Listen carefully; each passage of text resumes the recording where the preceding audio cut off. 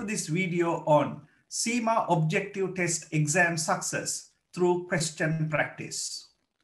I am Clancy Peris, Senior Manager of Relationship Programs here at CIMA. In our student surveys, we ask our students to list the tactics they think were most helpful to pass their CIMA examinations. Question practice always tops the list. On the other hand, our tuition providers around the world also confirm that students who practice questions generally pass their CIMA exams first time. In this video, I aim to share some important information about question practice. I will cover areas such as question practice. Why is it so important? When should you start question practice? How to get the best out of question practice? Best practices in multiple choice question handling, and also best practices in handling problem-based questions. CIMA Aptitude, our official online question bank. And finally, Objective Test Exams Readiness Checklist. Therefore, after watching this video, you will be able to understand the importance of question practice. Also, you will know when you should practice questions, develop exam skills using the right tools and techniques. And also, you will be able to plan and manage time in the exam and prepare an effective revision timetable and self-assess your exam readiness. So why question practice is so important as an exam preparation tactic? I can think of many reasons, but I will give you here the top 5 reasons.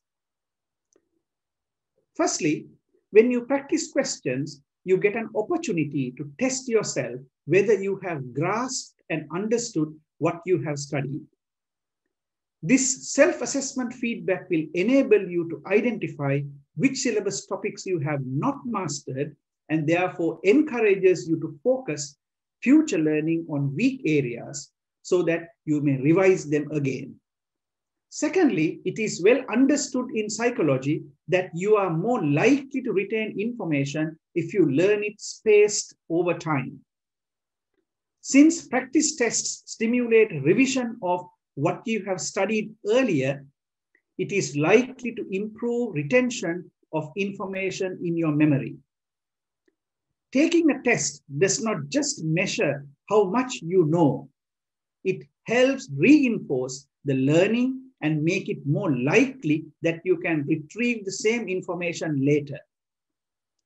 It is a surprising fact that taking a test can actually be more beneficial to learning than spending the same amount of time studying.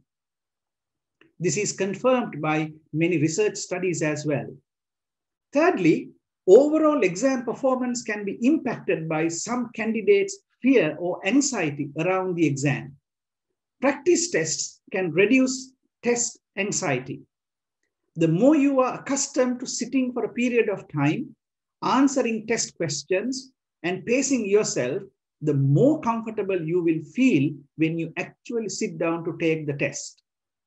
Fourthly, when you do practice tests, you remove the mystique from your real exams because the practice tests allow you to see the question styles, to have a fair view of what the exam consists of, to practice the time planning required, and gradually master all other exam techniques.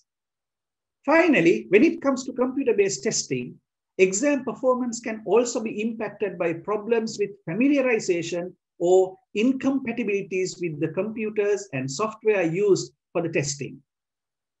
If the same equipment and software can be used in practice, this greatly reduces the chance of problems and hence enhances your exam confidence. Therefore, practice tests certainly improve and maximize your learning as well as final exam results. Many students think that they must have studied the entire syllabus completely before practicing questions. As I explained before, when you practice questions, you get an opportunity to test yourself whether you have grasped and understood what you have studied. Therefore, after learning each syllabus topic, you must aim to do at least few questions relevant to that topic. This will provide you with useful feedback of not only your understanding of the topic better, but also improve the retention and recall of information. This will improve your long-term memory, which is very important in objective test exams. Therefore, make sure that question practice is built into your study plan so that it would be an integral part of your overall learning experience. Once you complete learning all the topics in the syllabus, it will be enormously helpful if you practice questions to time across the entire syllabus.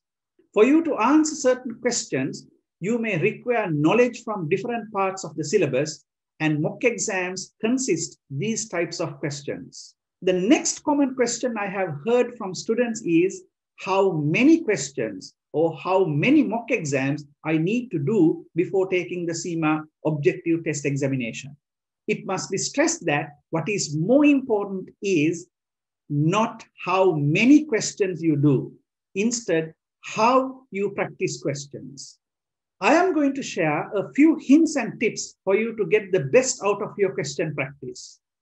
One of the main purposes of question practice is to self-assess your learning and progressively improve and prepare for the main CIMA exam. Therefore, there are a few necessary steps you ought to follow in the last part of every question practice session. It may be a handful of questions after a syllabus topic or a full-scale mock exam at the end of the course. The following steps will be helpful for you to reflect and continuously improve your exam skills. The first step is to identify all questions you could not get the correct answers. For each question, ask yourself, what made your answer wrong?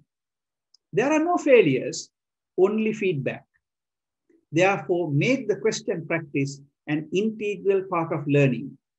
The second step is to write down briefly the reasons in front of each question went wrong and the actions you may take in order to ensure that you won't repeat the same mistake in your next question practice session. I can give you few common reasons why your answer may be wrong and some suggestions to overcome them. It could be that you have misunderstood or misinterpreted the question requirement or the answer choices. If it is the reason, make it a point that you read questions carefully hereafter, or perhaps read several times till you are convinced that you have understood the question and the answer choices. It is possible that you could not recall the relevant theory that was essential to answer that question. If so, revise that syllabus topic and perhaps prepare a short note or use any other memory recall technique if you have not done it so far.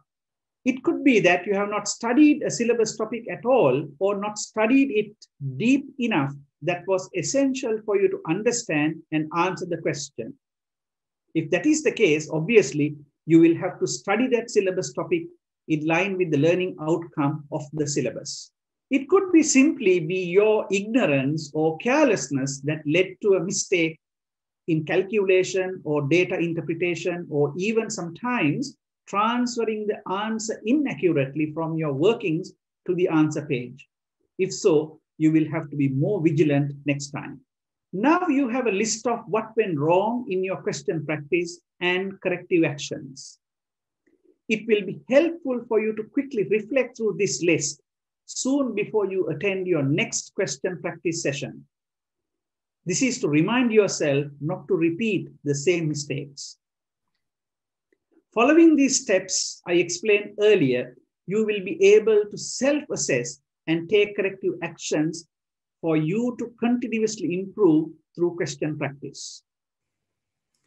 In CIMA objective test exams, there are a variety of question types, and they include multiple choice, drag and drop, hotspot, fill in the blank with a number or word entry.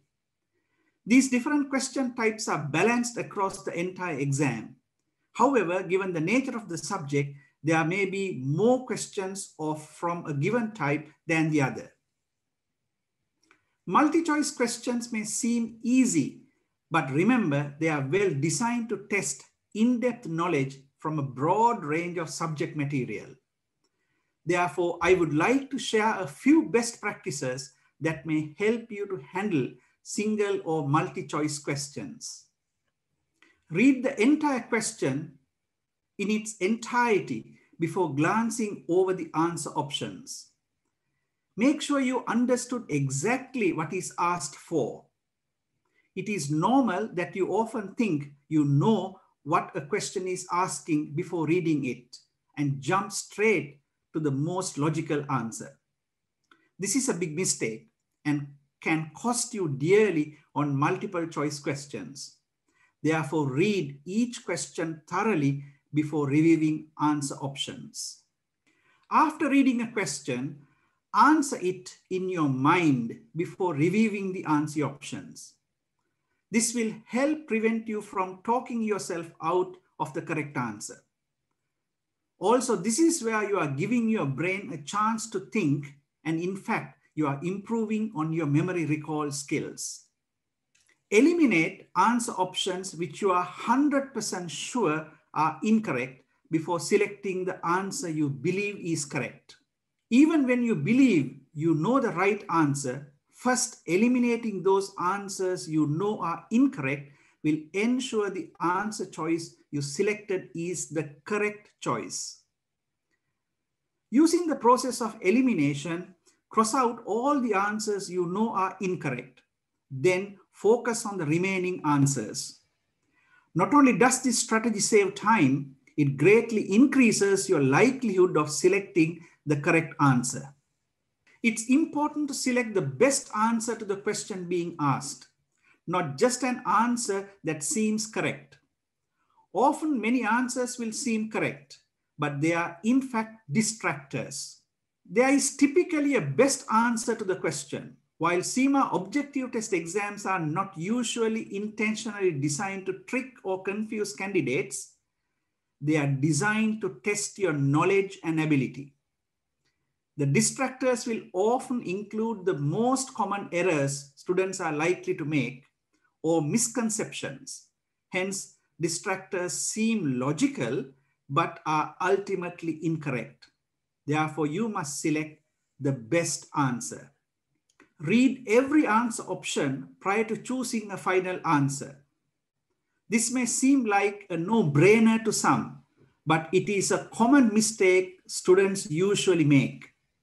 As I mentioned before, there's usually a best answer to every single or multiple choice question. If you quickly assume you know the correct answer without first reading every answer option, you may end up not selecting the best answer. Pay particularly close attention to the words such as not, sometimes, always, and never. An answer that includes always must be undisputable. If you can find a single counterexample, then the answer is not the correct answer. The same holds true for the word never. If an answer option includes never, a single counterexample will indicate that the answer is not the correct answer. Take extra care when you encounter answer choices such as all of the above or none of the above. Do not select all of the above if you are pretty sure any one of the answers provided is incorrect. The same applies for none of the above. If you are confident that at least one of the answer choices is true. In CIMA objective test exams, there are problem-based questions, and here are a few best practices to handle them.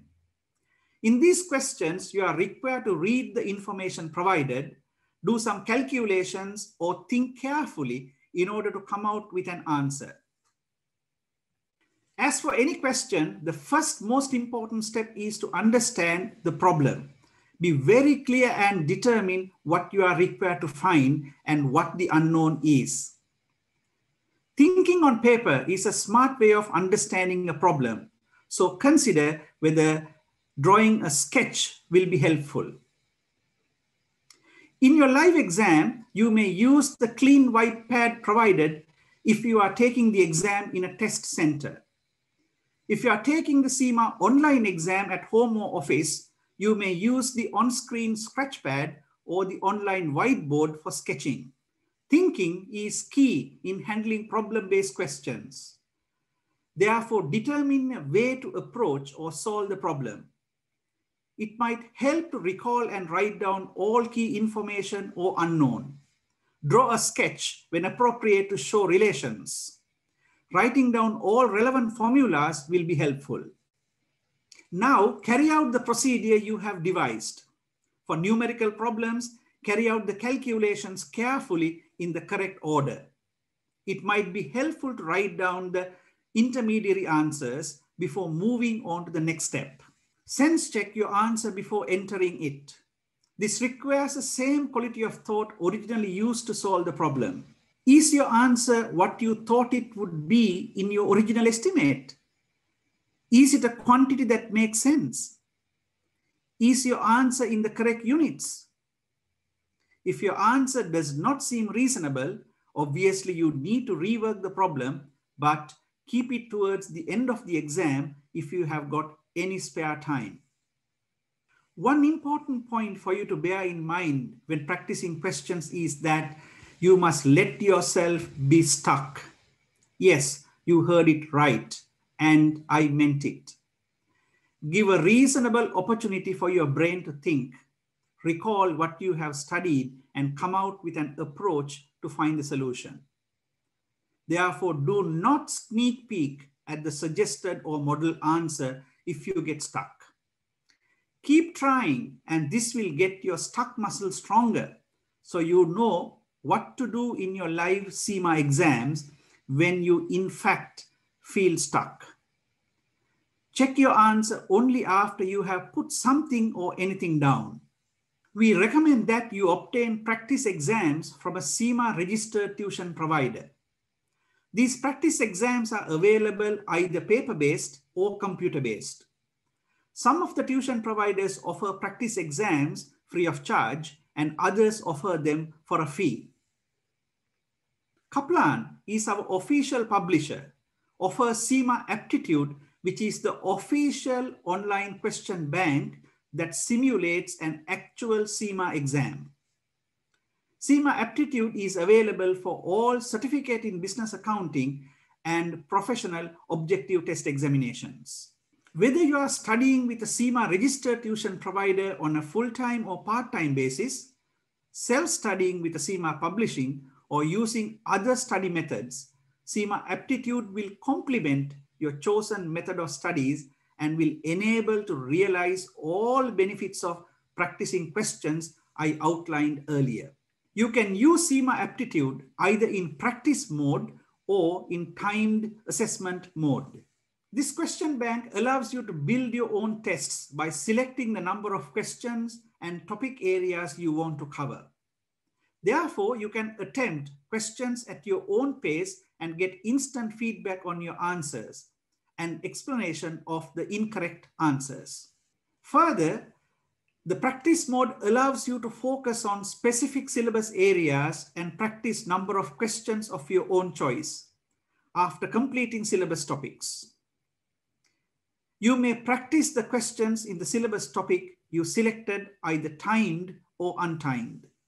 The time assessment mode will enable to test yourself on 60 questions under exam conditions and then get a full feedback report and links back to any incorrect answers. Complete the online mock exam with the same look and feel as the actual exam. This will further test your knowledge and prepare you for the exam. We recommend you attempt the mock exams under timed conditions without reference to your study materials. This will help you to get a realistic gauge of how prepared you are. CIMA maintains a rigorous quality assurance process and use strict exam security measures. Therefore, no one sees the questions other than examiners and question writers.